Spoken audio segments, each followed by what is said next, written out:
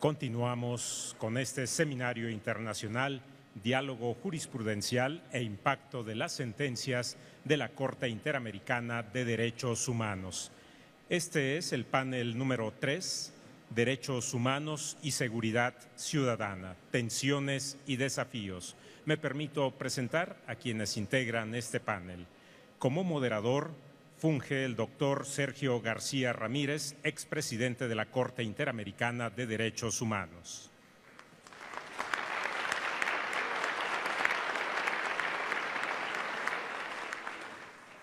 Presento al ministro Arturo Saldívar Lelo de la REA, ministro de la Suprema Corte de Justicia de la Nación.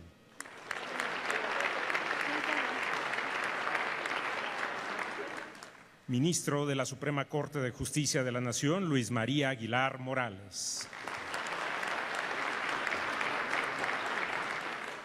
Presento al licenciado Ricardo García Cervantes, subprocurador de Derechos Humanos de la Procuraduría General de la República.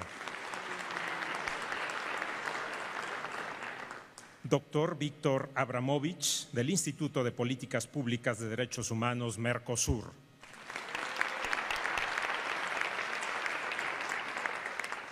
Como moderador tiene el uso de la palabra el doctor Sergio García Ramírez. Por favor, doctor. Muchas gracias. Una cordial bienvenida a todos y cada uno de ustedes en una asistencia numerosa que pone de manifiesto no solamente el acierto y la hospitalidad de la Suprema Corte de Justicia de México y de la Corte Interamericana de Derechos Humanos, sino el creciente y justificado interés que en este país, el nuestro, existe a propósito de este tema eminente, los derechos humanos y la intervención jurisdiccional para el engrandecimiento y la aplicación de los derechos. El tiempo del que disponemos para la exposición de los distinguidos ponentes es muy breve y por lo tanto yo no debo hacer mayor uso de la palabra, que sería abuso, teniendo como tenemos la expectativa de escuchar tan doctas intervenciones. Voy en consecuencia a dar la palabra a los participantes en el orden en que figuran en el programa que he recibido. En primer término, el señor ministro don Luis María Aguilar Morales, integrante de la Honorable Suprema Corte de Justicia de la Nación, con una larga experiencia también en el Consejo de la Judicatura, en la selección y formación de jueces y magistrados, tarea de enorme importancia que sobra ponderar. Doy la palabra, pues, para que sea el primer ponente en esta mesa, al señor ministro. Vamos a ocuparnos, van a ocuparse los ponentes de un tema extraordinariamente delicado y complejo, de un tema prácticamente de frontera, en el que aparecen a veces dilemas, en ocasiones falsos dilemas, entre seguridad y derechos humanos. Nuestra agenda dice seguridad ciudadana, no seguridad pública ni seguridad nacional. Tampoco dice, me gustaría que dijera, seguridad humana, pero lo que dice es lo que dice, seguridad ciudadana y derechos humanos. Tiene usted la palabra, señor ministro. Muchas gracias. Muy buenos días o tardes a todos los asistentes, bienvenidos. Gracias por el interés de participar en estas reuniones. La Suprema Corte, los integrantes de la Suprema Corte de Justicia de la Nación de México, nos complace mucho el interés que tengan todos los que participan en este tipo de labores sobre los temas que se tratan aquí, sobre el creciente desarrollo, inclusive jurisprudencial, que se ha dado a los derechos humanos en México. Voy a tratar de cumplir con el tiempo que se nos ha establecido en respeto a mis compañeros, y porque el tema, como bien dice el doctor García Ramírez, es un tema complejo, muy interesante, que ofrece muchos retos para ejecutarlo en la realidad. Solo traigo aquí algunas notas que quiero compartir con ustedes y que espero que puedan hacer un planteamiento muy general sobre el tema. La Suprema Corte de Justicia de la Nación, al resolver la Facultad de Investigación 1/2007, expuso diversos razonamientos dirigidos a demostrar que la paz constituye un derecho de síntesis, es decir, un derecho que se traduce en una condición indispensable para el goce y disfrute de los derechos y libertades inherentes a la dignidad humana, por lo que necesariamente se vincula con la existencia de seguridad, orden social y con las condiciones necesarias y suficientes en el entorno que les permita a las personas cumplir con el objetivo de crecimiento y desarrollo de sus capacidades, más allá de las necesidades básicas y de supervivencia. Así, el derecho a la paz se exige como un presupuesto para que las personas puedan gozar del derecho constitucional al mínimo vital y que puedan disfrutar de los derechos y libertades fundamentales que les permitan una subsistencia digna, de modo que no se vean reducidas solo a su valor intrínseco como ser humano, sino que puedan contar con las condiciones materiales reales que les permitan desarrollar un plan de vida autónomo. En este contexto, en la sentencia que se dictó en el mencionado asunto, el 1 de 2007, el Tribunal Pleno de la Suprema Corte sostuvo que la seguridad pública es una función a cargo del Estado, estatuida con la finalidad de preservar las condiciones indispensables para hacer efectivo el derecho fundamental a la paz, lo que es acorde con lo dispuesto en la ley que establece las bases de coordinación del Sistema Nacional de Seguridad Pública. Para salvaguardar el orden y la paz pública es indispensable que se lleven a cabo tareas preventivas y correctivas, las cuales se encuentran implícitas en la función de seguridad. Así, en términos del artículo 21 constitucional, esta comprende no solo la prevención de los delitos, sino también la investigación y persecución para hacerla efectiva. Si los derechos humanos constituyen un límite al derecho penal y la imposición de sanciones administrativas, y si ambas disciplinas están dirigidas a preservar la paz pública, es decir, constituyen los instrumentos con los que cuenta el Estado para lograr la legítima y eficaz preservación de estos derechos. Entonces es claro que existe un estado de constante tensión entre las disciplinas penales, sancionatorias y los derechos humanos.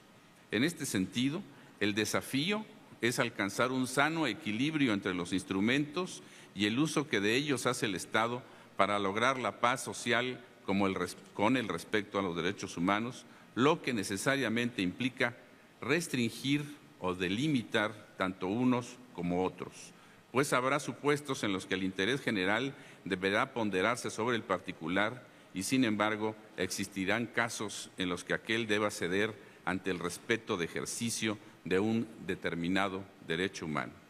La cuestión inmediata que surge ante el desafío de encontrar el mencionado equilibrio entre los dos elementos en tensión es la siguiente: ¿quién o qué puede restringir el ejercicio de un derecho humano? En su caso, ¿en qué ordenamiento jurídico debe estar prevista esta restricción?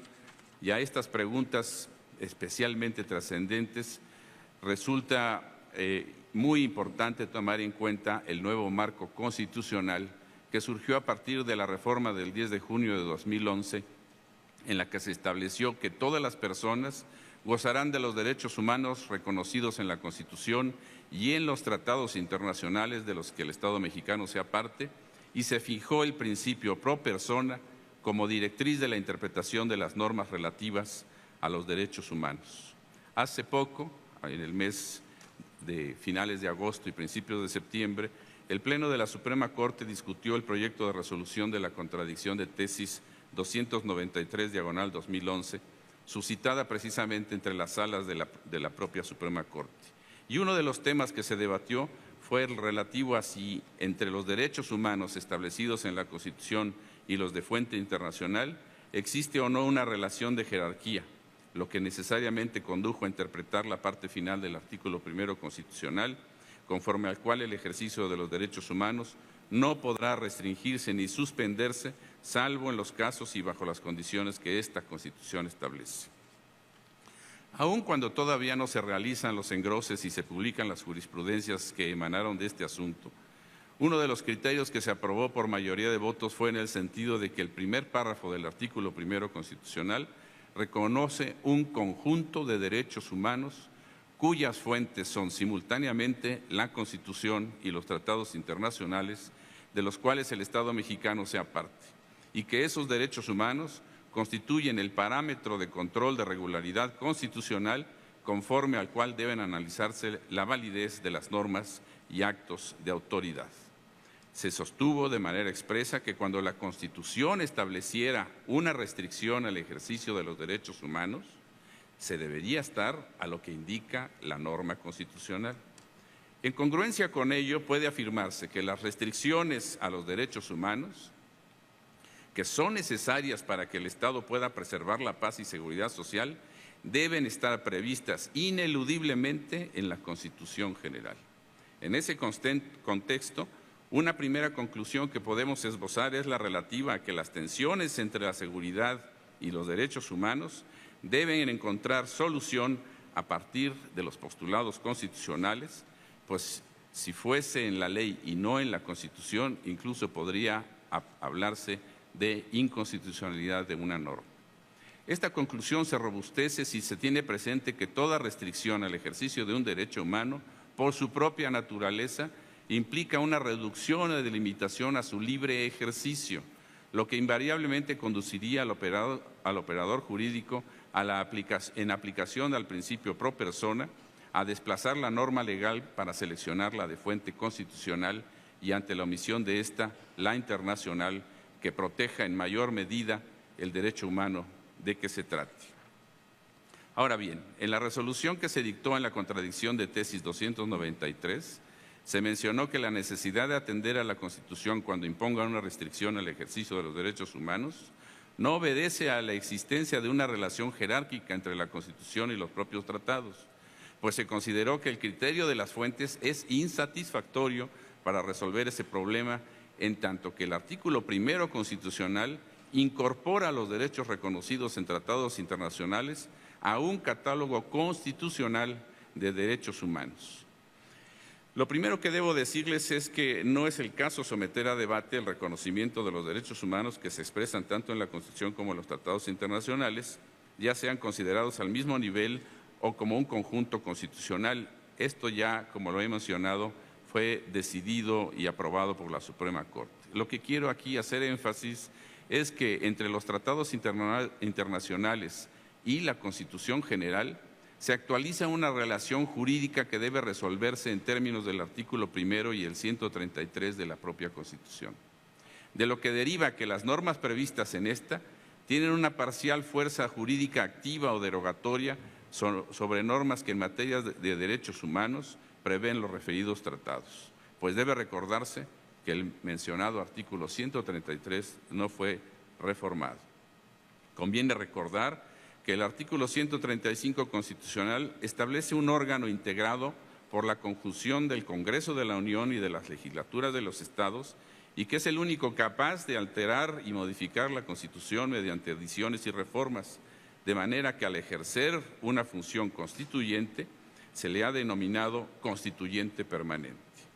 Cabe precisar que la integración de ese órgano se explica porque en nuestro sistema político constitucional impera el principio de representatividad, de manera que es el constituyente permanente el que puede recoger válida y legítimamente los intereses de una nación para plasmarlos en la ley fundamental. La restricción al ejercicio de los derechos por parte del constituyente permanente también encuentra justificación desde el punto de vista del derecho internacional. En efecto, los preceptos de los tratados internacionales en materia de derechos humanos contienen un grado de indeterminación normativa necesaria, que es superior a la de los artículos constitucionales. Este mayor grado de indeterminación normativa, o si se quiere, estos pronunciamientos más abiertos o abstractos, se explican porque los tratados internacionales, por su propia naturaleza, deben redactarse de manera más general, es decir, en términos universales, dado que están dirigidos a diversos países con características históricas, jurídicas, políticas y sociales disímiles.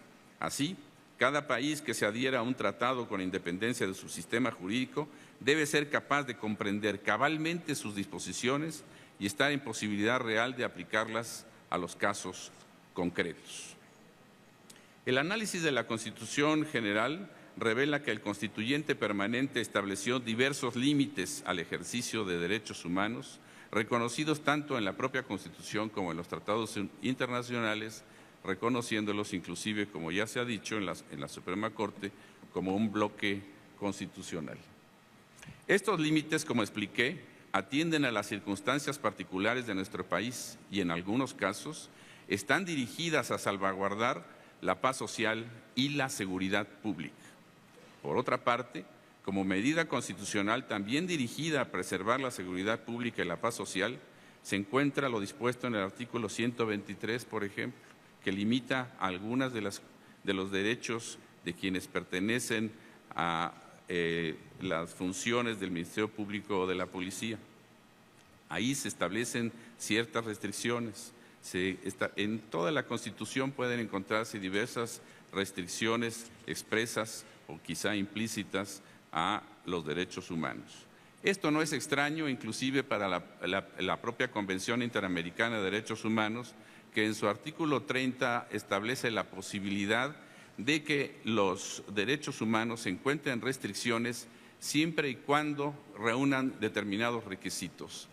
Esta decisión inclusive fue ya expresamente señalada por la Corte Interamericana en el caso de Jorge Castañeda Gutmann contra México, señalando que las restricciones a los derechos humanos, esto es, reconociendo que pueden darse, tienen que reunir algunos requisitos que establece el propio artículo 30 de la Convención, como es que estén en ley, una ley formal y materialmente constituida como tal, que deben establecerse en un sentido razonable de necesidad pública y que deben atender a los fines a los que se hayan propuesto en esas restricciones. De esta manera, es compatible perfectamente hablar de restricciones al sistema de derechos humanos que nuestra Constitución ya prevé en el artículo 1, inclusive con la Convención Americana en su artículo 30 y que ha aplicado en casos como el que les mencionaba de Jorge Castañeda. De esta manera, creo que es importante tomar en consideración que para lograr romper o mantener una tensión equilibrada entre los derechos humanos y la seguridad pública, es necesario que haya una interacción en la que se pueda lograr ceder en una parte para poder cumplir con fines públicos en la otra, siempre y cuando no se rompa la dignidad humana, se infrinja la condición humana y de alguna manera con ello también se afectara las bases estructurales del Estado que están construidas sobre la persona humana. Desde un punto de vista muy breve, que el tiempo nos acota, quise expresar algunas de estas ideas, señalando que la posibilidad de establecer una política de seguridad pública, de seguridad social, tendrá que ser en el sentido de encontrar la paz nacional, siempre en un equilibrio en el que se pondere la necesidad primera de respetar los derechos humanos y de encontrar en muchos casos la necesidad de, con un equilibrio justificado y razonable, limitar estos derechos en su ejercicio. Sin poder extenderme más en un tema que de por sí es muy extenso y complejo, les agradezco su atención. Muchas gracias.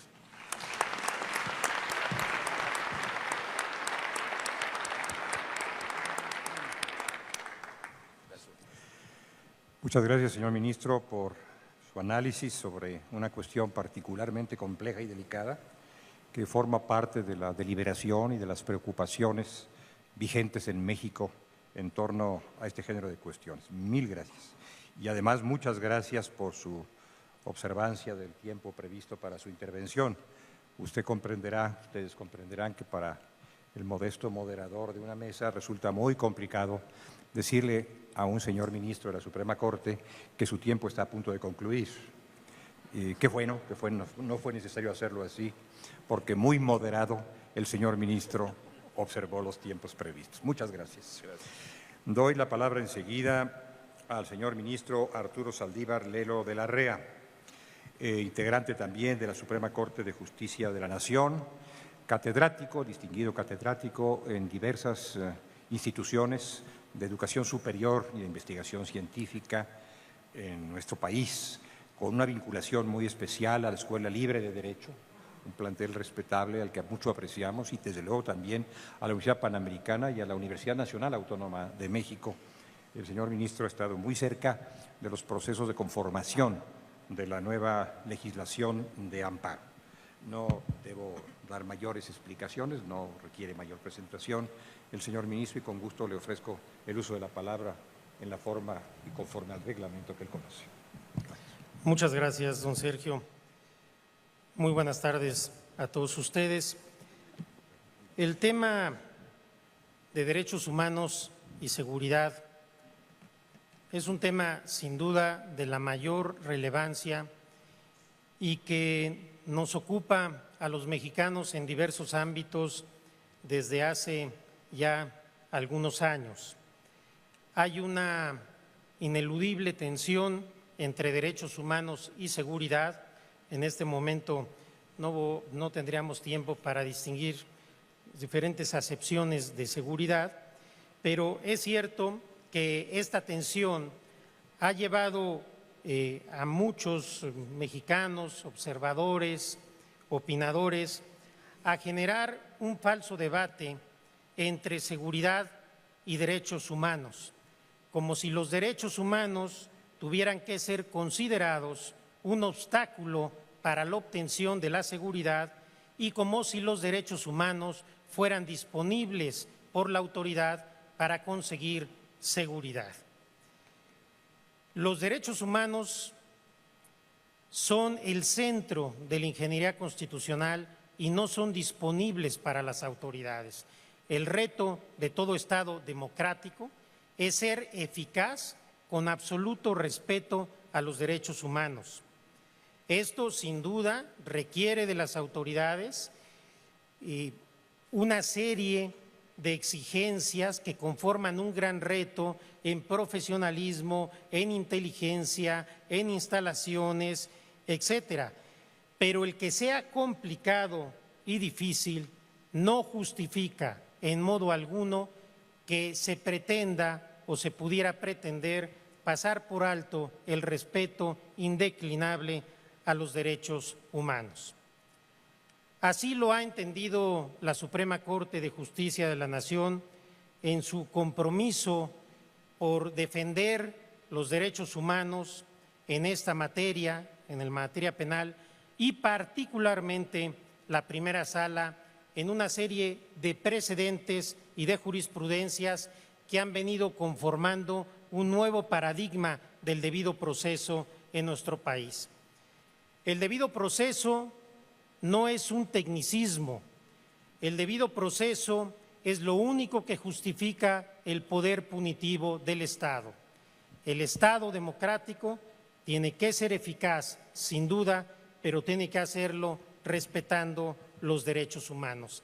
Nada justifica la violación de los derechos humanos. La primera sala, como decía, ha venido desarrollando en tiempos recientes una muy rica doctrina constitucional sobre el debido proceso en materia penal. Voy a señalar de manera enunciativa y simplemente refiriendo a algunos aspectos muy breves algunos de estos criterios. Primero, la primera sala de la Corte ha desarrollado una jurisprudencia para proteger los derechos de los indígenas sujetos a un procedimiento y a un proceso penal, a efecto de darle plena validez y vigencia al derecho que establece el artículo 2 constitucional de que deben tener un traductor y un intérprete. La Suprema Corte ha entendido que los indígenas deben ser asesorados por una persona que no solo conozca la lengua indígena, sino que además conozca la cultura indígena, la cosmovisión indígena, porque el lenguaje, las lenguas indígenas normalmente son lenguas simbólicas, cargadas de un lenguaje que no es directo, sino de un contenido, de un simbolismo que no se puede comprender si no se entiende la cosmovisión de los pueblos indígenas. En segundo lugar, la Corte ha venido insistiendo en la necesidad de proteger la asistencia consular a la que tiene derecho cualquier extranjero en nuestro país. Uno de los derechos que México más ha defendido en el extranjero es la asistencia consular de nuestros mexicanos que viven, radican o están por alguna situación en el extranjero. No tendríamos autoridad moral para exigir eso en otros países si en México no hacemos lo propio y respetamos de manera indeclinable el derecho a la asistencia consular de cualquier extranjero que se encuentre en nuestro país. En tercer lugar, también la Corte ha venido insistiendo en la necesidad de que se cumpla el mandato constitucional de poner de inmediato a disposición del Ministerio Público a las personas que son detenidas, salvo que la autoridad justifique suficientemente la imposibilidad de hacerlo. 4. La Sala ha venido desarrollando una doctrina muy interesante sobre el principio de presunción de inocencia. En sus 3 vertientes, como regla de tratamiento del imputado, es decir, que se le dé a la persona que está sometida a una investigación, a un procedimiento o a un proceso, un trato que no se asemeje al que se le da a una persona que ya ha sido encontrada culpable por un delito. Y yo celebro en este aspecto la nueva política de la Procuraduría General de la República de evitar la exhibición pública de aquellas personas que son detenidas como se hacía indebidamente en el pasado reciente. La segunda vertiente de la presunción de inocencia como regla probatoria, es decir, que todas aquellas pruebas que se ofrecen en el proceso penal tienen que cumplir los requisitos legales, deben satisfacer ciertos presupuestos para que sean consideradas válidas para de ahí derivar la culpabilidad de la persona sometida a un proceso.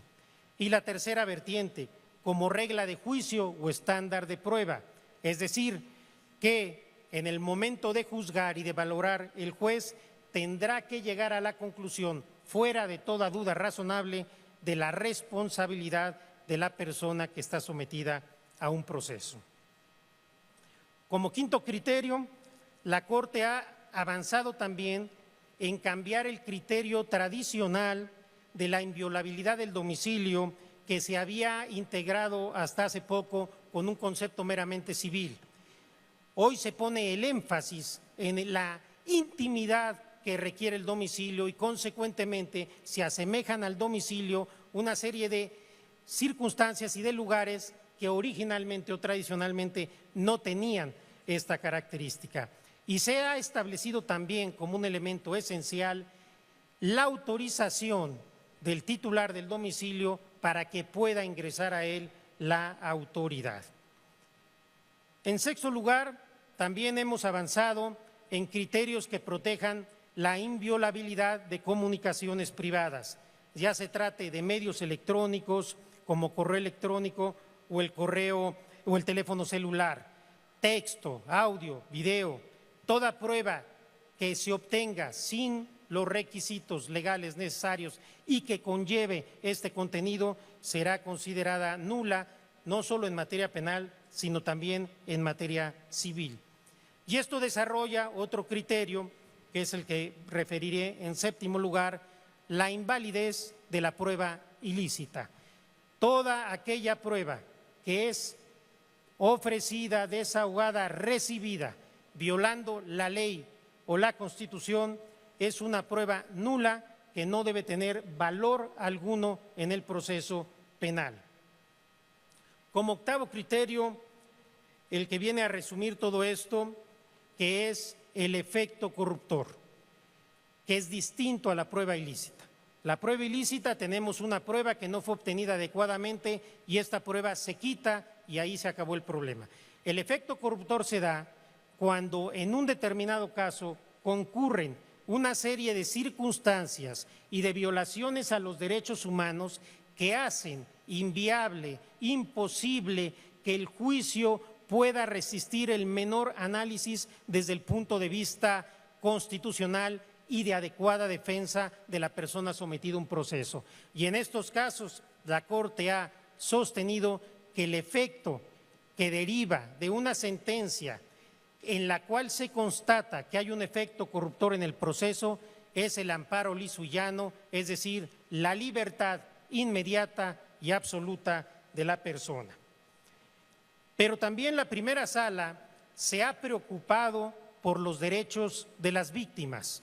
En el proceso penal tiene que haber un adecuado equilibrio entre los derechos de los inculpados y los derechos de las víctimas. Desde esta óptica, en la primera sala hemos aceptado incluso antes de la nueva ley de amparo, que ya lo dice expresamente, que las víctimas de delitos puedan promover amparo indirecto, amparo directo y apelación, que puedan ofrecer todas las pruebas en el proceso y algo que es muy importante, que puedan tener acceso a la averiguación previa. Y este precedente de acceso a la averiguación previa derivó precisamente de un amparo que tocó conocer a la primera sala relativo a la desaparición forzada de Rosendo Radilla, la persona que dio lugar a este precedente de la Corte Interamericana y de la Corte Mexicana tan trascendente. Con estos simples ejemplos que he ahora mencionado, creo que nos podemos dar cuenta que efectivamente en la Suprema Corte de Justicia de la Nación hay un compromiso real, más allá del discurso, por los derechos humanos de todas las personas, y que el estándar de debido proceso se ha venido protegiendo como un mínimo que es necesario cumplir por todas las autoridades para que el uso del poder punitivo del Estado sea legítimo.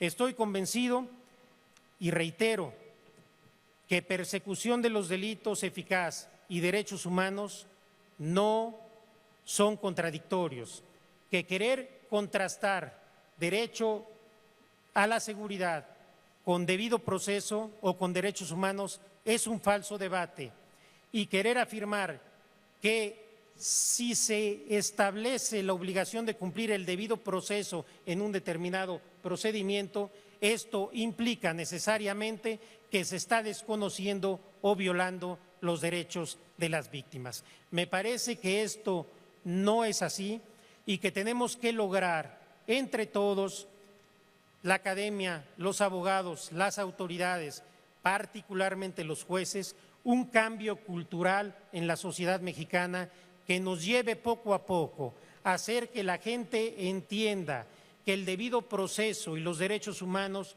son esencia de un Estado democrático. Y cuando la Corte, cuando un juez protege el derecho humano de alguien, está protegiendo el derecho humano de todos. Y sin derechos humanos no hay democracia, no hay paz, no hay concordia y no puede haber bienestar. Muchas gracias.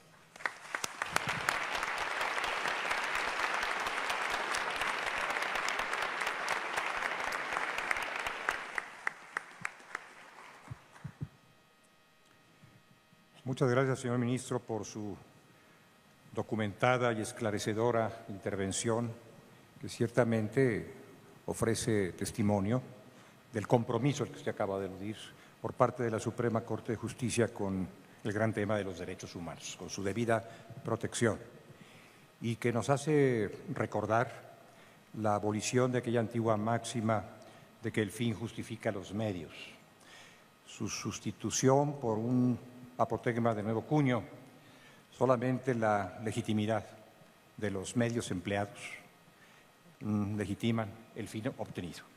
Esto es lo que me aparece, a mi modo de ver, atrás de su disertación sobre el debido proceso, en la que usted ha puesto un merecido énfasis. Muchas gracias. Voy a ofrecer el uso de la palabra enseguida al señor doctor Víctor Abramovich. El doctor Abramovich, abogado argentino y por lo tanto hermano nuestro, somos ciudadanos de América, de nuestra América todos. Es un tratadista eminente en la materia de los derechos humanos. Aparte de ser un estudioso destacado, ha tenido un desempeño eficaz en la Comisión Interamericana de Derechos Humanos, de la que fue vicepresidente. Fue en ese trabajo en que tuve el honor de conocerle y apreciar su gran desempeño. Actualmente es secretario ejecutivo del Instituto de Políticas Públicas en Derechos Humanos del Mercosur, entre otras actividades vinculadas con el tema que ahora nos interesa. Ofrezco la palabra pues al doctor Abramovich. Bueno, muchas gracias, Sergio. Buenas tardes a todos. Quiero comenzar agradeciendo a la Suprema Corte por la invitación, a la Corte Interamericana también por la invitación, y destacar la idea de que en este espacio de diálogo entre cortes y diálogo sobre jurisprudencia y sobre estándares legales se incorpore esta cuestión tan problemática, difícil, polémica, como es el tema de la seguridad ciudadana y los derechos humanos. El instituto que dirijo, que es un instituto creado por los gobiernos de Mercosur en el año 2010, apunta básicamente a pensar cómo ciertos principios, estándares, normas de derechos humanos pueden ser consideradas como parámetros para orientar políticas públicas estatales.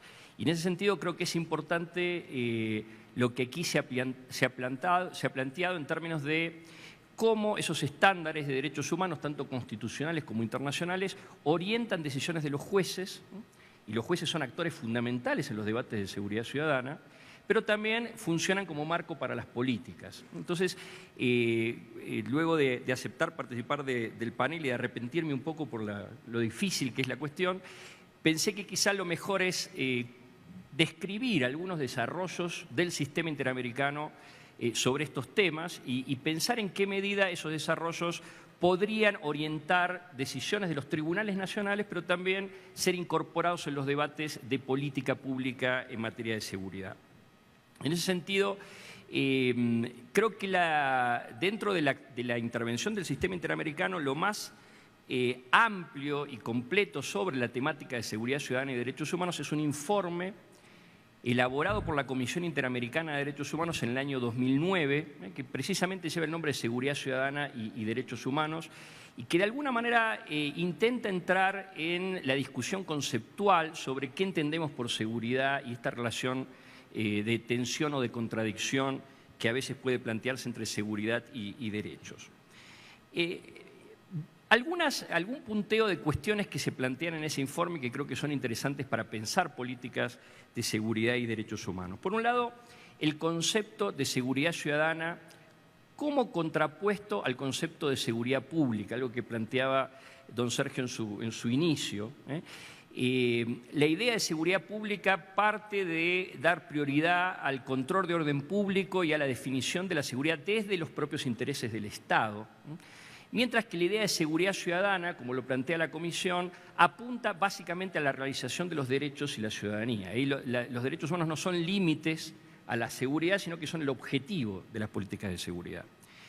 Y esto tiene algunas consecuencias concretas sobre cuáles son los temas prioritarios que se abordan desde la temática de la seguridad ciudadana, cuáles son las lógicas con las que funcionan las instituciones de seguridad y cómo se organizan los sistemas de seguridad. La Comisión Interamericana dice algo que es importante para pensarlo a nivel regional y yo creo que marca un poco las tensiones y las contradicciones que enfrentamos en los países del Mercosur y yo diría en varios países de América Latina. Este concepto de seguridad ciudadana requiere la creación de una institucionalidad pública que no siempre está presente en nuestros países. Y ahí hay algunas definiciones importantes a considerar. Un elemento central de esa institucionalidad pública es la idea del gobierno político de la seguridad, o sea, la existencia de áreas en el Estado con capacidad técnica política para conducir la problemática de la seguridad, para conducir las distintas agencias de seguridad y pensar la seguridad desde una perspectiva de política pública. Esto yo digo que es un tema de enorme tensión en la región, porque, y pienso en los países del Mercosur, estamos constantemente yendo y viniendo entre mayor gobierno político de la seguridad versus mayor autonomía de las agencias policiales y penitenciarias o agencias de inteligencia. Esto es una tensión permanente. En algunos momentos hay mayor decisión de generar gobierno político y en otras se vuelve a el principio de autonomía, y esto es algo no del todo cerrado. Por eso me parece importante recuperar esta idea de gobierno político. ¿Cómo se logra un gobierno político de la seguridad? Bueno, no solo teniendo un ministerio de seguridad o una secretaría de seguridad, para que las autoridades políticas puedan gobernar el amplio campo de acciones, de instituciones que implica la seguridad pública. Tienen que contar con información, tienen que manejar conocimiento técnico, tienen que tener capacidad técnico-operativa. Y esto es muy difícil de construir a nivel de la institucionalidad democrática, y creo que si uno mira, es uno de los grandes déficits de construcción de institucionalidad democrática en nuestros países. Todavía los niveles de autonomía de las fuerzas policiales, de las fuerzas penitenciarias, de las agencias de inteligencia siguen siendo muy altos, y acá hay un problema de democracia. O sea, ¿qué controla el Estado democrático y qué no controla el Estado democrático? Creo que esto es un tema clave. La otra cuestión que define la Comisión y que me parece importante pensar, la seguridad ciudadana tiene que ser pensada como una política pública, como un campo de política pública. Y esto requiere oponerse a ciertas concepciones de la seguridad ciudadana que se definen de la seguridad, que se definen en términos de guerra contra el delito, de combate, de militarización. O sea, lo opuesto a la política pública es la guerra. Donde hay guerra no hay política pública. Yo creo que esto es un elemento importante para pensar muchas de las lógicas con las que se abordan problemáticas de seguridad en la región.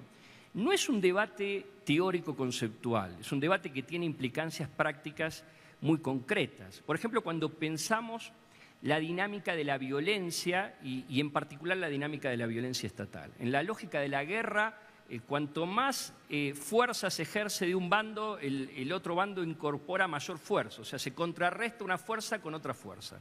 Sin embargo, cuando uno piensa en las dinámicas de seguridad, el aumento de la violencia estatal tiende a generar mayor violencia criminal y mayor violencia social. En todo caso, la idea de la violencia es más la idea de un circuito, de un círculo, ¿no? Donde una violencia alimenta a la otra violencia, donde, pensado desde la perspectiva de la política pública, el objetivo de reducción de la violencia social y de la violencia criminal debería tener como un elemento central la reducción de la propia violencia que genera el Estado de sus propios aparatos estatales. Y esto muchas veces no se incorpora plenamente en la discusión sobre seguridad.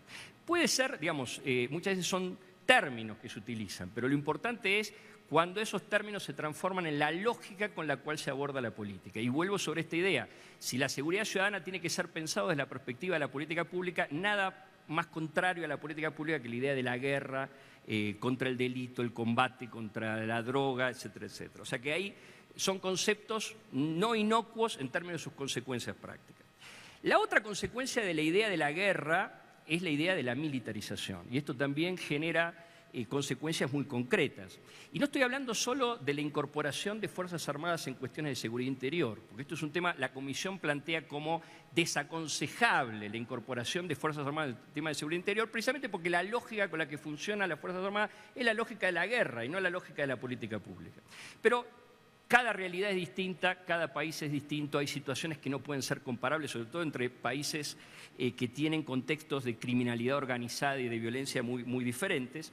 Pero yo creo que el debate sobre militarización no se limita a la incorporación de Fuerzas Armadas en temas de seguridad interior, sino a la lógica con la que funcionan en nuestros países las agencias policiales penitenciarias.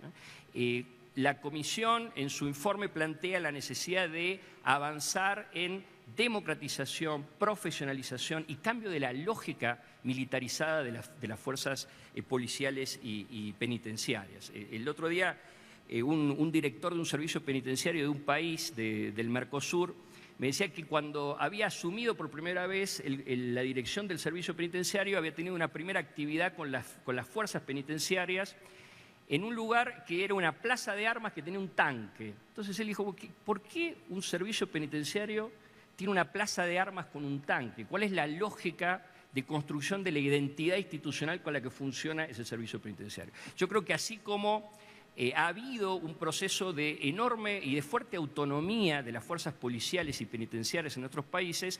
El otro gran déficit de construcción de institucionalidad democrática es que no hemos logrado revertir plenamente una idea muy afianzada de las policías y los servicios penitenciarios como fuerzas militares y no como fuerzas democráticas, profesionales y que funcionan con una lógica de servicio público civil. Y creo que este es un tema clave y ahí vienen las discusiones, ¿por qué esas reformas no se hicieron? ¿Cuáles son las condiciones políticas que facilitan esos procesos de reforma? En muchos de los análisis que se hacen sobre procesos o intentos de reforma policial o penitenciaria en los países de la región, se advierte, digamos, los dilemas de sustentabilidad de esos procesos de reforma. Son procesos que generan mucha resistencia, que pueden generar mucho costo político en el corto plazo. Las demandas de seguridad sobre los gobiernos son demandas de eficacia en el corto plazo, y los réditos de las transformaciones se dan de largo aliento. Entonces, nunca hay una coyuntura política adecuada para meter el diente, el bisturí y hacer reformas estructurales en seguridad. Y paradójicamente, en muchos de nuestros países, e incluso los que integramos en el Mercosur, muchas veces las políticas de seguridad parecen más políticas de gestión, de escándalos, de grandes situaciones coyunturales, donde la negociación con las agencias policiales, la comunicación predomina sobre la reforma profunda y estructural. Y ahí no estamos hablando solo de seguridad y derechos humanos, estamos hablando también de funcionamiento de los sistemas democráticos. Para concluir, yo diría, el sistema interamericano ha dicho cosas importantes sobre esta temática, pensando en cómo la Convención Americana, los tratados de derechos humanos pueden generar límites a la acción estatal violenta, límites a la violencia estatal, pero al mismo tiempo también pueden funcionar como marco orientador de ciertas políticas de seguridad. No da tiempo para desarrollar mucho estas cuestiones, pero simplemente un punteo de temas que han sido tocados en el sistema y que creo que merecen una especial consideración. El sistema interamericano, sobre todo la Corte Interamericana, pero también la Comisión, ha fijado límites a las facultades de detención policial. Cuándo la policía puede detener personas, cuándo puede detener personas masivamente. Hay estándares importantes ahí que deberían ser considerados. Ha también fijado límites a la criminalización de la protesta social y al uso de la fuerza en el ámbito de la protesta social, e incluso planteando algunas recomendaciones en casos, y el propio informe de la Comisión, muy concretas sobre cómo los estados pueden organizar operativos de control de orden público con un uso razonable y proporcionado de la fuerza pública. Es un gran tema en todos los países de la región. También ha puesto límites al uso abusivo de la prisión preventiva, señalando que la prisión preventiva sirve solo como medida cautelar en caso de riesgo procesal. Gran tema, en los países del Mercosur un número importante de presos está sin condena y casi todos los países tienen altos índices de hacinamiento y superpoblación carcelaria. También ha establecido reglas sobre condiciones de detención y cuestiones vinculadas con la prevención y sanción de la tortura en los ámbitos de encierro. Recientemente ha planteado la necesidad de políticas penales diferenciadas para menores de edad, prohibiendo la extensión de la imputación penal y aplicación del régimen penal de adultos a menores de edad, en un caso sobre prisión perpetua a menores en la Argentina. Gran tema, porque esta es otra discusión, la extensión de los sistemas penales de mayores a personas menores de edad. Y también ha puesto límites, y esto lo señalaba el ministro de la Corte, a la aplicación de tribunales penales militares en cuestiones que pueden afectar de manera directa o indirecta el respeto de derechos humanos. Y en algún sentido también ha impuesto deberes de investigación penal frente a crímenes cometidos desde el aparato estatal, la obligación de actuar con debida diligencia en la investigación de ejecuciones extrajudiciales, torturas, desapariciones forzadas y el planteo central de impedir patrones o contextos de impunidad. Yo creo que estos son elementos centrales para las discusiones que se dan en el ámbito judicial, porque también ese ámbito judicial es central en las estrategias de seguridad ciudadana. Y para terminar, yo creo que la agenda del sistema no ha sido solo una agenda de límites. El sistema también ha puesto obligaciones positivas sobre los estados, cosas que los estados tienen que hacer para garantizar seguridad. Y ha vinculado de manera muy clara ciertas cuestiones de violencia con problemas de desigualdad y sobre todo de desigualdad estructural. Ha entrado en la cuestión de los patrones de discriminación, de exclusión social, como eso es una combinación de ejercicio de derechos sociales pero también de violencia. Ha impuesto a los estados en el ámbito del sistema interamericano obligaciones de prevención y de actuación con debida diligencia frente a ciertos patrones de violencia que pueden afectar a sectores sociales de la población. Por ejemplo, en materia de violencia de género, en materia de violencia sobre pueblos indígenas, sectores campesinos, violencia con sesgo racial, violencia sobre minorías sexuales. Y esto implica el deber del Estado de tener políticas de prevención que apunten a ciertas situaciones de violencia particular, el deber del Estado de generar información y monitoreo de ciertas situaciones sociales y de evitar patrones de impunidad, porque estas son formas de violencia que van acompañadas de patrones de impunidad que reproducen esos circuitos de violencia. Entonces, con eso termino. Creo que es importante pensar en cómo esos estándares jurídicos internacionales pueden ayudarnos a pensar conceptos, qué entendemos por seguridad, qué entendemos por seguridad ciudadana, contraponer esta idea de seguridad ciudadana a la noción de seguridad pública. Y no son debates conceptuales, pero hay detrás modelos de intervención estatal y estos modelos, digamos, tienen consecuencias prácticas muy concretas sobre la vida, la integridad física y la libertad de las personas, de manera que creo que es un debate abierto en toda la región. Muchas gracias.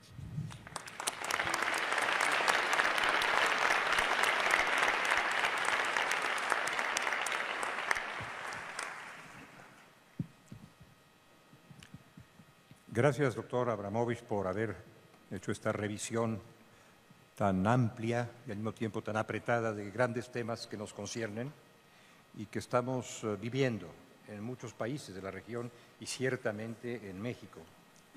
Su observación acerca de que los derechos humanos no son límites, sino objetivo para la seguridad ciudadana es una reflexión que podría figurar como epígrafe de muchos trabajos. Ya la utilizaré yo como epígrafe en algún trabajo mío. También su reflexión acerca de esta antinomia entre guerra y política a la hora de abordar los temas de la seguridad nos resulta particularmente interesante y ciertamente muy inquietante en las actuales circunstancias de nuestros países, particularmente de mi país. Muchas gracias. Voy a dar enseguida la palabra al señor doctor Eduardo Guerrero Gutiérrez, integrante también de esta mesa, a quien damos la bienvenida. Bienvenido, doctor.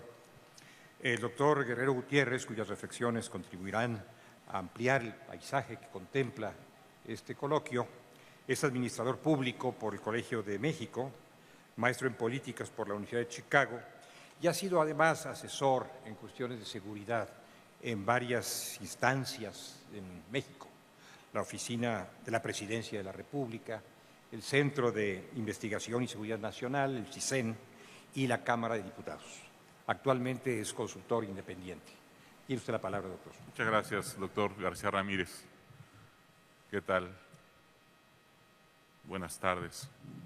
Pues para mí es un honor estar participando en esta mesa. Lo hago en mi calidad de consultor de política pública.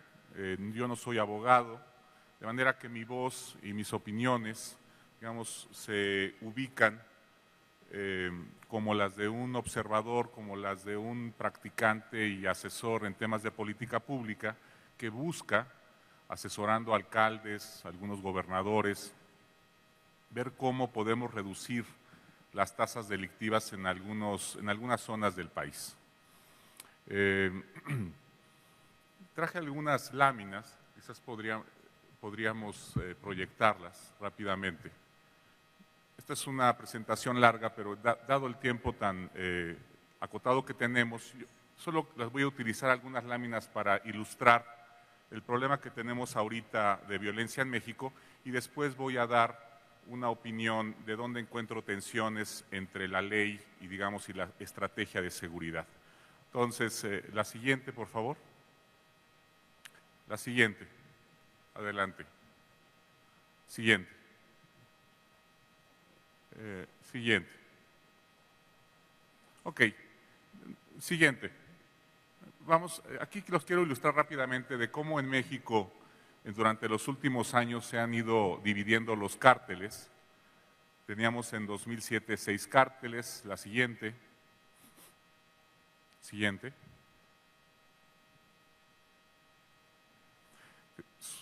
Aumentó a 8 por una división del cártel mayor en México, el cártel de Sinaloa en 2008. Adelante. Después nos fuimos a 10. Adelante. 11 en 2010. Adelante. Y aquí llegamos a un máximo de 16 cárteles. El cártel me refiero a una organización criminal que por lo menos tiene presencia en 4 entidades del país. Adelante. Después hubo una disminución a 11. Adelante.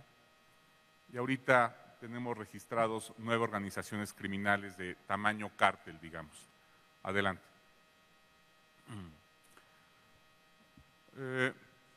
Adelante. Solamente ahorita voy a hacer una parte descriptiva para que vean cómo se dividieron los cárteles y cómo se nos dispersó la violencia. Si vemos cómo ha evolucionado la dispersión de la violencia en el país, tomando como un indicador muy sencillo de por lo menos una ejecución mensual en un municipio del país, o sea, 12 al año por lo menos, vemos que en 2007 en 52 municipios registraban por lo menos una ejecución mensual, donde en estos 52 municipios vive el 26% de la población. Adelante. De ahí se nos fue a 85 el registro, 85 municipios con por lo menos una ejecución mensual. Adelante. De ahí pasamos a 132 municipios con 37% de la población. Adelante.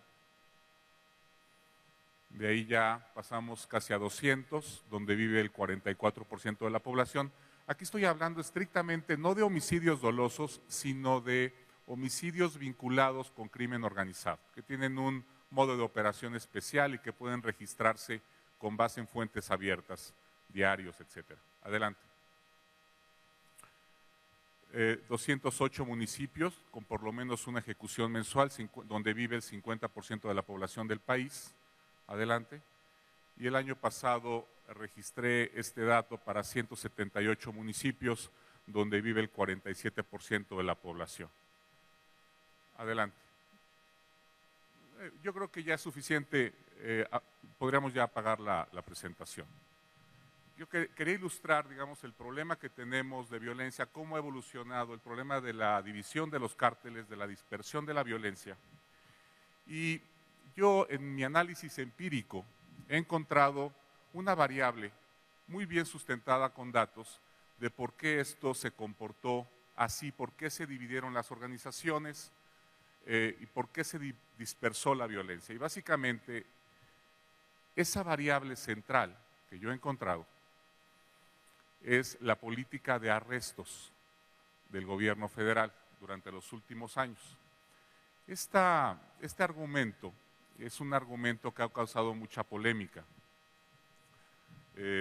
Básicamente lo que yo he mostrado es que en el sexenio pasado se alcanzó un récord en arrestos de alto nivel de organizaciones criminales, en contraste con las administraciones de Zedillo o de Vicente Fox. En la administración del presidente Calderón se alcanzó, más o menos fueron como 20 arrestos de alto nivel. Estos arrestos lo que causaron fue una rotación muy frecuente en las cúpulas de las organizaciones criminales, que terminó por causar la deserción de los mandos medios de estas organizaciones para fundar nuevas células delictivas mafiosas, muchas de ellas dedicadas a la extorsión, en muchos municipios del país donde antes no había presencia criminal. Cuando uno dialoga de este tema con un jurista, él lo que argumenta es básicamente que el Estado debe cumplir con su obligación, con el principio de legalidad, que es lo que expresamente le dice la ley, y que es arrestar a un capo cuando se tiene información sobre dónde está este sujeto, dónde está ubicado, etc. Y aquí es donde entra, digamos, la tensión con una política de estrategia de seguridad. En México, al parecer, el principio de legalidad, por lo que pude leer de algunos juristas mexicanos, nos viene de una herencia de tradición intelectual francesa, que es distinta a otra tradición alemana, donde el principio de legalidad se interpreta más bien como que la administración, este es el lenguaje que se utilizaba en el siglo XIX, está delimitada por la ley, pero no tiene forzosamente que hacer únicamente lo que la ley expresa. En la tradición francesa, digamos, el grado de discrecionalidad de la autoridad es mucho menor y se expresa el principio de legalidad como que la autoridad debe realizar únicamente lo que la ley expresa. Y entonces, cuando encontramos este principio, digamos, se puede volver en un gran obstáculo, en mi opinión, no una ley particular ni una norma particular, sino el principio y esta interpretación de que solamente debe la autoridad hacer lo que la ley expresa y básicamente se elimina la discrecionalidad, por ejemplo, de los ministerios públicos o de los policías, que como ustedes saben, son quienes operan las estrategias de seguridad. Y una estrategia, digamos, por definición, debe tener un ámbito de discrecionalidad, es decir, nunca sabemos las situaciones específicas a las que se enfrentará la policía o el Ministerio Público, y ellos, dada la circunstancia, actuarán discrecionalmente, armando la estrategia que mejor consideren para cumplir con la disuasión criminal. ¿Qué quiere decir esto de la disuasión? Quiere decir que el gobierno debe pensar en cómo va a modificar el comportamiento criminal, más que eliminar o suprimir una organización criminal. Ustedes deben de estar conscientes que con el problema que tenemos en México actualmente, con su, digamos, masiva presencia y su complejidad, en México no aspiramos ahorita, ni en sueños, a suprimir a las organizaciones criminales. A lo que sí podemos aspirar en México es a modificar su comportamiento para que se vuelvan menos dañinas, menos violentas. Y ese cambio de comportamiento criminal solo puede venir, en mi opinión, de una buena estrategia de seguridad pública. Y esas buenas estrategias necesitan también, forzosamente, de ámbitos de discrecionalidad de la autoridad policial o del Ministerio Público. En caso de otros países, el problema de la violencia ha logrado contenerse o disminuirse en base, por ejemplo, a políticas de diálogo, de advertencias y de represalias contra las organizaciones criminales más violentas.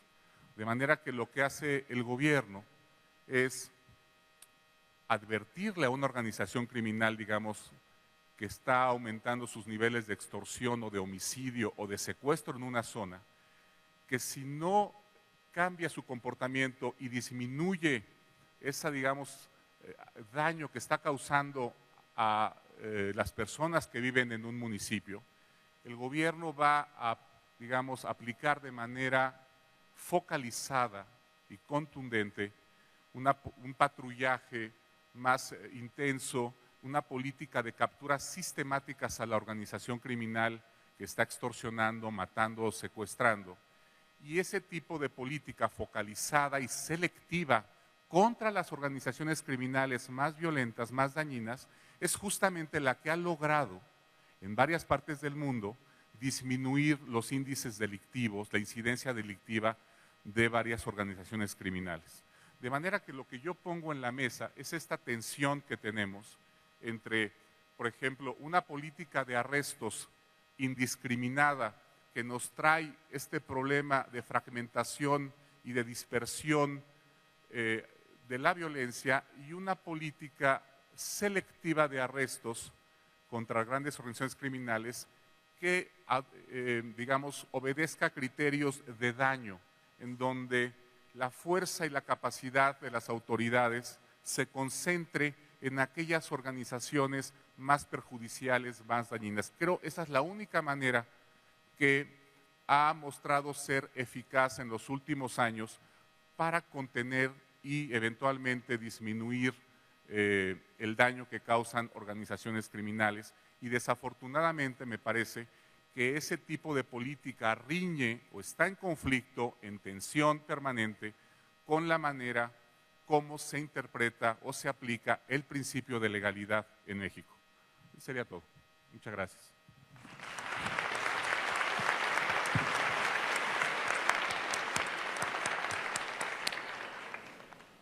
Mil gracias, doctor Guerrero Gutiérrez, por habernos recordado una serie de datos muy inquietantes de nuestra realidad y por haber aportado a nuestra reflexión una sugerencia estratégica, un cómo hacer las cosas en su concepto, que seguramente será discutible y discutido, pero muy útil para nuestra propia reflexión.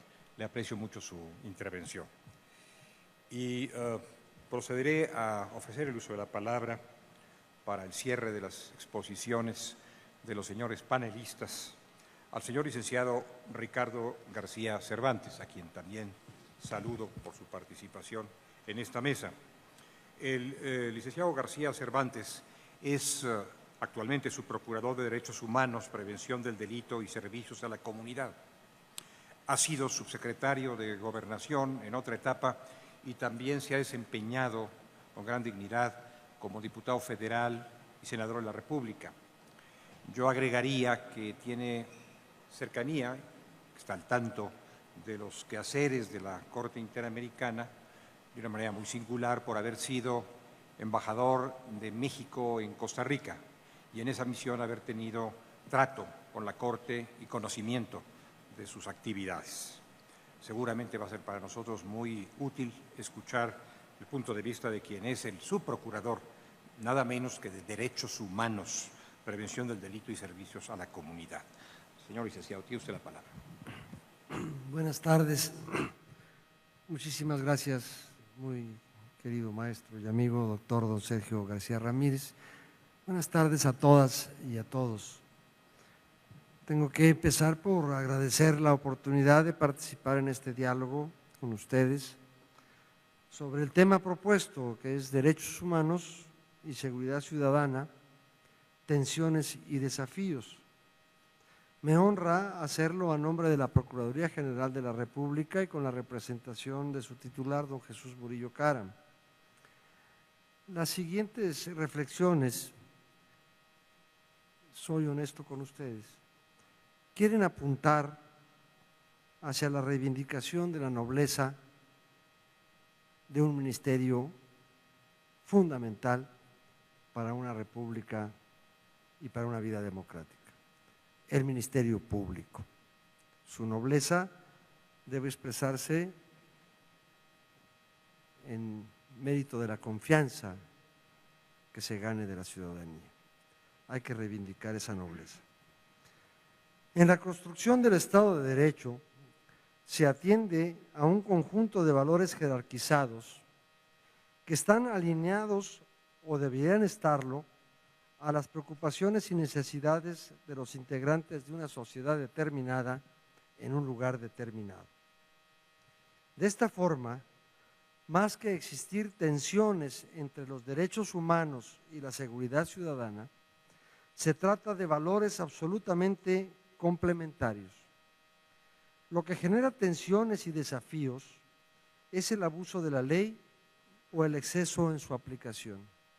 También la ausencia de aplicación de la ley.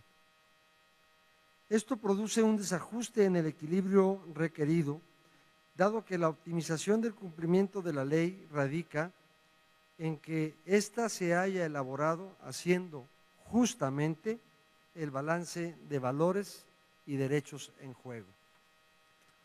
Hoy el tema que nos reúne es un tema de actualidad en el mundo. Para abordarlo recurriré a un ejemplo actual en México y seguro en otras partes de nuestra América, en el que se nos requiere la llamada ponderación de derechos. consiste en la disyuntiva jurídica de una sociedad que defiende la capacidad de manifestación de sus ideas frente a otra parte de la misma sociedad que reclama sus derechos a la libertad de tránsito, a la integridad personal, a la integridad de sus bienes. Pareciera darse el conflicto que genera la tensión, pero un análisis cuidadoso de las respuestas de la autoridad a este tipo de conflictos nos sitúa en la posibilidad de determinar si es la preeminencia de un derecho sobre el otro o bien si el acomodo de ambos es el que genera la respuesta más adecuada de la autoridad. La autoridad que tiene la facultad y obligación del uso de la fuerza legítima del Estado no tiene por ello patente de corso para ejercerla a discreción, sin encuadrarla en el resto del marco jurídico que regula al Estado. Ello en el entendido de que la razón esencial de esta facultad se sustenta en la protección de derechos, nunca en la violación de derecho alguno. Ahora bien, no se puede ser ingenuo y pensar que es cosa fácil saber qué es la justicia, del lado de quién está o cómo se aplica. El concepto de justicia no es fácil de determinar. Así, la protección de la seguridad de las personas debe lograrse respetando los derechos humanos de todo individuo involucrado, incluyendo a los que hayan sido señalados como responsables de la comisión de un delito. Aquí radica la complejidad en el balance que deben realizar las instituciones de seguridad pública ligadas a la Procuración de Justicia, esta última en su papel primario, por lo menos aquí en México, de órgano que actúa en representación de la sociedad para la persecución de los delitos en tanto que es la sociedad la ofendida. No debe haber conflicto. La regla, la medida, la decisión está en la Constitución, salvo que se insista en cuestionar la supremacía constitucional en el encuadre normativo de un Estado democrático de derecho. Hay quien pretende generar tensión entre la supremacía constitucional y el bloque de convencionalidad. La verdad es que el reconocimiento de la supremacía constitucional implica que el bloque de constitucionalidad incluye a los tratados y convenciones de los que México es parte y la propia Constitución establece las reglas de interpretación y aplicación de los mismos. La supremacía constitucional que reconoce el bloque de convencionalidad plantea varias responsabilidades a atender. La del órgano encargado de hacer las leyes, en función de leer correctamente la esencia de la convivencia social, origen y propósito esencial de la Constitución y de los tratados y convenciones. La de los órganos de seguridad y procuración, de aplicar en los términos actuales de nuestra recién modificada Constitución la preeminencia de las normas rectoras de protección de los derechos humanos en razón de la jerarquía del valor protegido por cada derecho.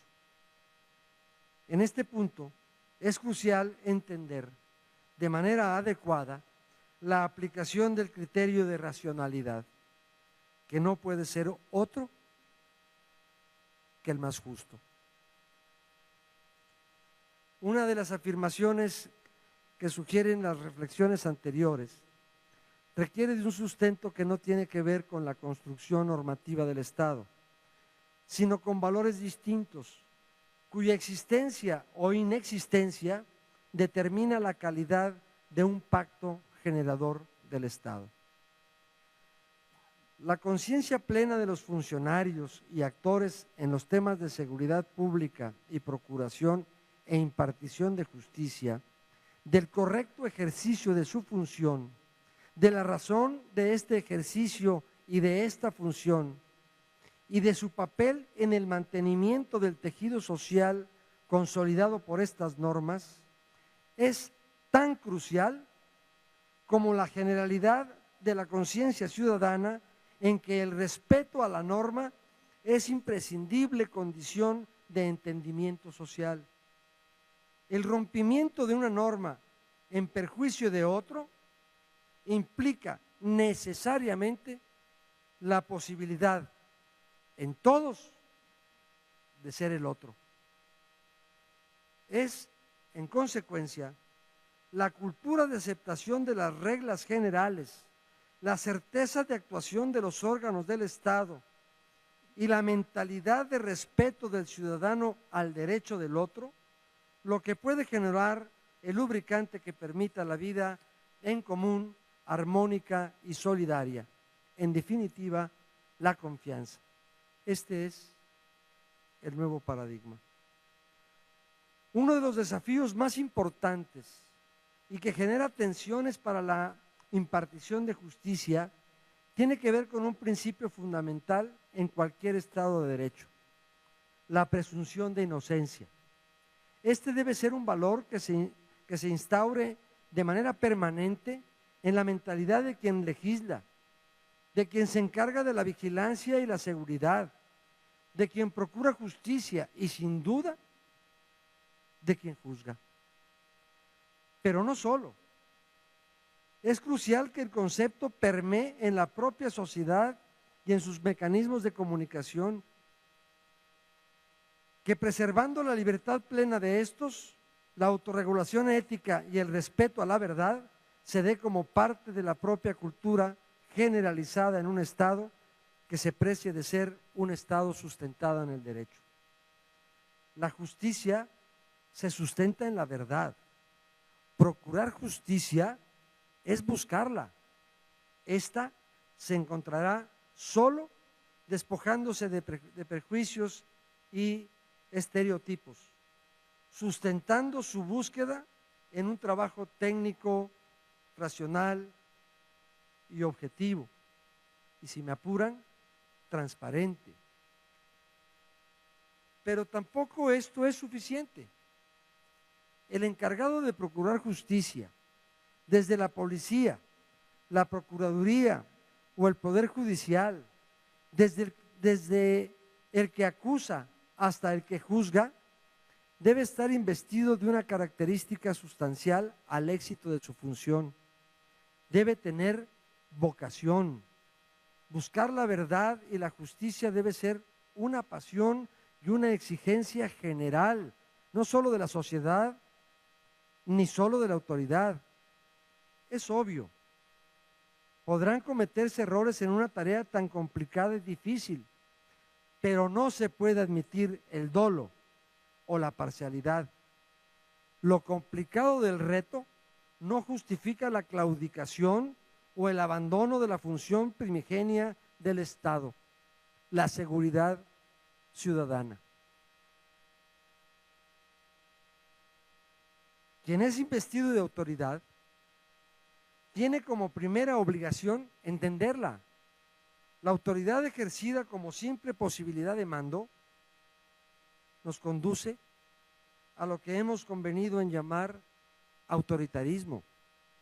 La autoridad ejercida en el entendido pleno de su significado, inclusive en su significado semántico, tener autoridad significa la confianza, significa tener la confianza, inspirarla y mantenerla. Es este concepto de autoridad condición indispensable para que, junto con lo anteriormente señalado, pueda lograrse el ideal del Estado: la vida ciudadana sustentada en el más amplio concepto de seguridad, la seguridad de la vida, la seguridad de la paz, la seguridad del sustento, la seguridad de la dignidad. Estas son partes del tema general de esta intervención, pero hay otra parte que cierra la pinza del Estado. No puede reclamarse derecho si no se es capaz de cumplir con obligación. Ningún Estado podrá sostenerse si convierte el derecho en privilegio, en ausencia de cumplimiento de la obligación. No hay seguridad ciudadana sin derechos, sin respeto a estos derechos y sin autoridad capaz de hacerlos valer. Esta es, en todo caso, la tarea y, en todo caso, el desafío. Muchas gracias.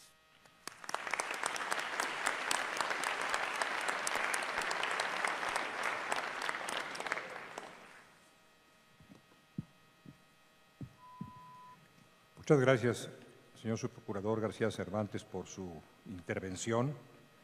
Siempre resulta estimulante oír a un alto funcionario del Ministerio Público referirse con el énfasis con que usted lo ha hecho a la preservación del marco jurídico, a la protección de derechos, entendido ese marco jurídico en su más alta expresión como bloque de constitucionalidad.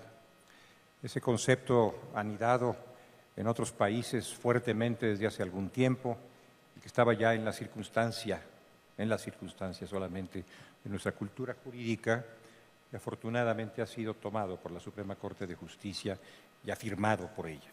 Tenemos ahora un estatuto mucho más rico, el estatuto que se congrega en ese bloque de constitucionalidad, que es una novedad importante para nuestra reflexión jurídica y también resulta, me parece, muy conveniente y plausible hacer el rechazo que usted acaba de hacer de cualesquiera tentaciones de autoritarismo en aras del cumplimiento puntual de la ley, lo cual no implica declinación de los deberes del Estado de proveer condiciones de seguridad.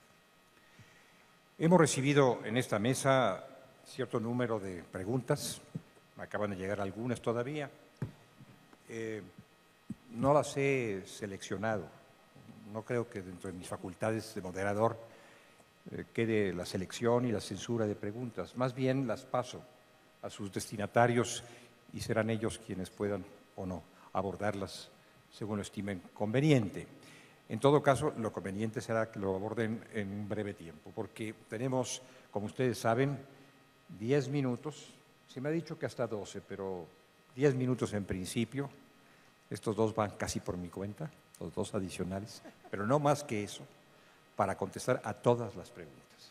Así que yo me permito solicitar a los señores ponentes que lo tomen en cuenta y que si lo desean puedan hacer alguna referencia brevísima a las respuestas correspondientes a esas preguntas. Yo pasaré todavía algunas más hasta donde sea posible manejarlas.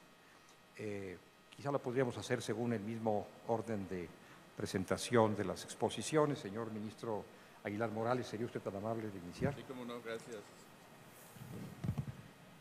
Con la brevedad que se impone por el tiempo que nos limita, me puedo referir a estas dos preguntas de manera muy breve, en el sentido de que cuáles son los parámetros y criterios para diferenciar las restricciones por parte de las autoridades en sus diversos órdenes. Cuando la Suprema Corte habló de restricciones a los derechos humanos, se refirió específicamente a las que están señaladas en la Constitución y de acuerdo con el artículo 1 constitucional. La propia Convención Americana, lo señalaba yo, establece esa posibilidad siempre y cuando estén establecidos los requisitos para ello. Creo yo que las restricciones a los derechos humanos en nuestro país solo pueden darse con las restricciones que la propia Constitución establece y que desde luego es una ley en sentido formal y material, pero no en ninguna otra norma jurídica. ¿Cuáles son los derechos humanos insuspendibles? Me preguntan. Pues creo que eso lo responde perfectamente el propio artículo 29 constitucional. En su segundo párrafo hace una enumeración cuidadosa de todos los derechos que, de decretarse una suspensión de garantías, no podrán suspenderse, como el derecho a la vida, los derechos políticos, la prohibición de la esclavitud, en fin, una serie de derechos que están ahí claramente definidos. Y finalmente, me comenta alguien que si no debería interpretarse las palabras seguridad pública y paz social en un solo término llamado orden público. Bueno, pues son cuestiones conceptuales que se pueden manejar de muchas formas, de muchas maneras.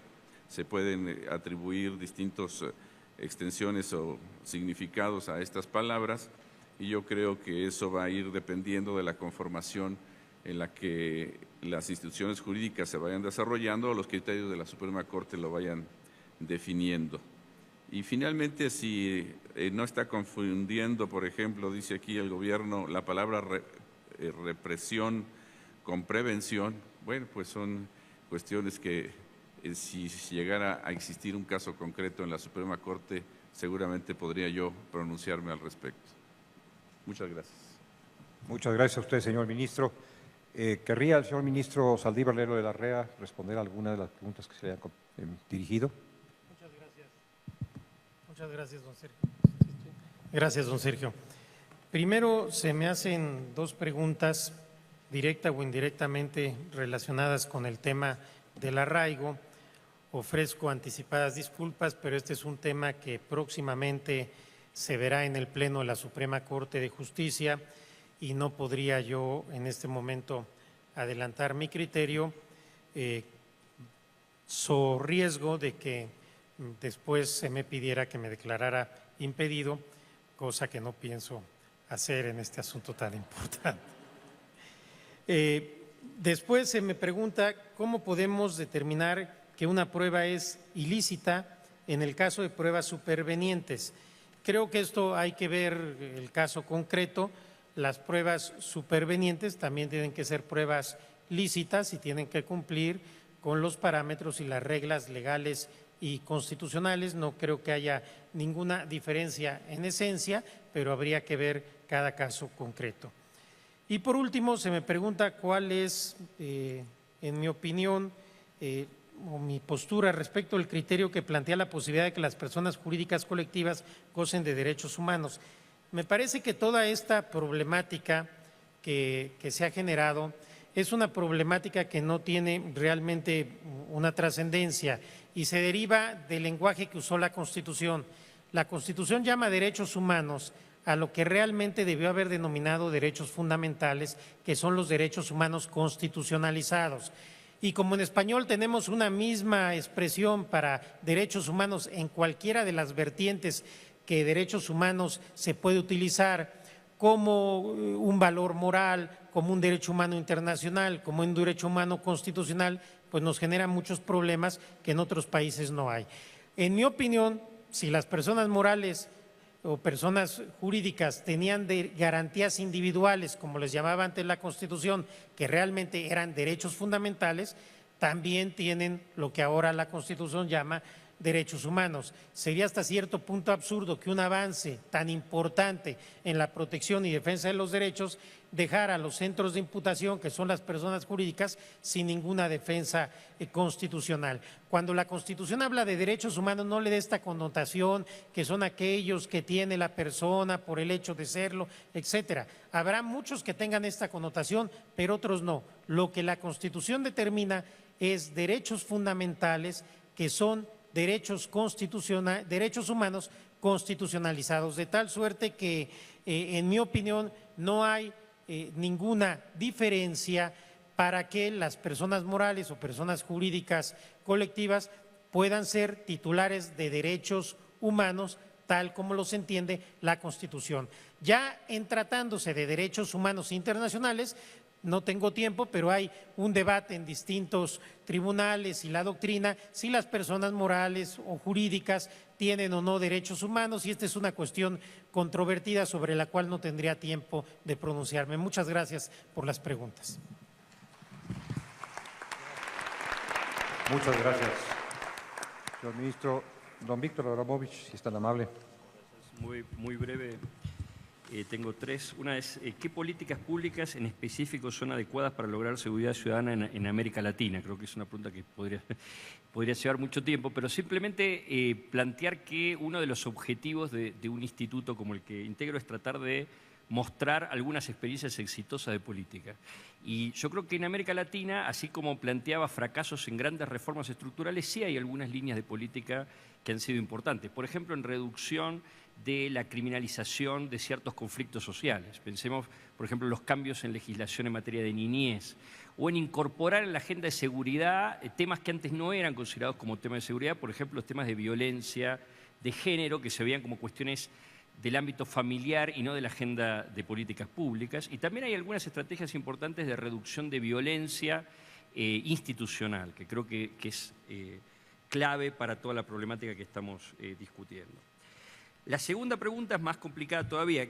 ¿Usted considera, dado los tremendos contextos de violencia y inseguridad en amplias partes del territorio mexicano, se justificaría la utilización del estado de excepción a través de las Fuerzas Armadas? Bueno, no tengo ninguna posibilidad de contestar esto en términos jurídicos. Yo creo que un poco el planteo que surge de lo que se está discutiendo es la seguridad como política pública piensa también en resultados, y qué objetivo se buscó con la incorporación de Fuerzas Armadas en determinado control territorial. O sea, esto generó reducción de la criminalidad, generó reducción de la capacidad operativa de los grupos de crimen organizado, qué impacto tuvo en términos de violencia. Creo que eso es lo que hay que discutir para saber si era correcto o incorrecto la incorporación de Fuerzas Armadas en temas de seguridad interior. La última cuestión es qué opina sobre el espionaje de un Estado hacia la ciudadanía de otros Estados. ¿Lo considera una violación a los derechos humanos? Bueno, obviamente el espionaje por fuera de la ley de un Estado hacia sus ciudadanos es una violación de derechos humanos, y el espionaje de un Estado sobre los ciudadanos de otro Estado también lo es. Ustedes saben que hay un debate que se ha dado también coordinadamente en los países de Mercosur ante Naciones Unidas respecto de operaciones de espionaje ilegal de los Estados Unidos sobre algunos de los países del Mercosur. Y yo creo que esto claramente es una muestra de cómo funciona esta idea de límites, de lo que se puede hacer y lo que no se puede hacer. En algún momento se planteó que muchas de estas acciones de inteligencia tenían que ver con el marco de la lucha antiterrorista, pero ahora algunas de las cosas que se han descubierto es que parte del espionaje tenía que ver con el funcionamiento de empresas brasileñas, por ejemplo, la empresa brasileña de petróleo, lo cual claramente marca que la argumentación, la justificación no tenía nada que ver con este punto. Y ahí yo diría hay una posición clara de los gobiernos de Mercosur en el ámbito de Naciones Unidas y en otros foros de considerar eso una violación de su soberanía, pero también de los derechos humanos de sus ciudadanos. Muchas gracias, don Víctor. En este momento no tenemos más preguntas y no habrá momentos posteriores para reunirlas. Por ello hemos agotado el orden del día. Yo quiero reiterar mi agradecimiento, el mío personal, si me permiten ponerlo en primer término, a la Suprema Corte de Justicia de la Nación, a la Corte Interamericana de Derechos Humanos por el honor que me han conferido al designarme para moderar esta mesa estupenda, gracias a la integración que tiene con sus ponentes. Deseo también agradecer al público asistente esta presencia numerosa y atenta para escuchar reflexiones en torno a temas primordiales. Agradecer también a los señores ponentes sus reflexiones, sus aportaciones tan valiosas y expresar mi complacencia por no haber escuchado en esta mesa ninguna opinión en el sentido de que debemos optar por los derechos humanos o por la seguridad pública ciudadana, nacional o humana. Necesitamos ambas cosas con igual exigencia. De hecho, si no tuviéramos seguridad no podríamos disfrutar de los derechos humanos. En rigor, la seguridad es un derecho humano reclamable, pero también debemos exigir que en el marco de nuestras libertades se nos garantice esa seguridad y se nos asegure el imperio de los derechos humanos. En ocasiones, en circunstancias como las que enfrenta México, circunstancias difíciles desde hace ya un buen número de años, la sociedad conmovida, irritada, exasperada o desesperada, se plantea una antinomia, un dilema. ¿Qué queremos? ¿Tener seguridad? Entonces prescindamos de los derechos humanos. ¿O queremos salvaguarda de los derechos humanos? Olvidémonos de la seguridad. Este es un falso dilema que por fortuna no ha aparecido en esta mesa. En esta mesa se ha asegurado justamente lo contrario, como me parece es pertinente, seguridad y derechos humanos. No abandono de la una en aras de la otra. Bien, esta es mi reflexión, que tiene la virtud de ser muy breve. Suelo ser breve en mis planteamientos. Qué bueno que he podido hacerlo ahora también y no abusar más de su tiempo. Muchas gracias, ponentes y público. Muchas gracias, Cortes.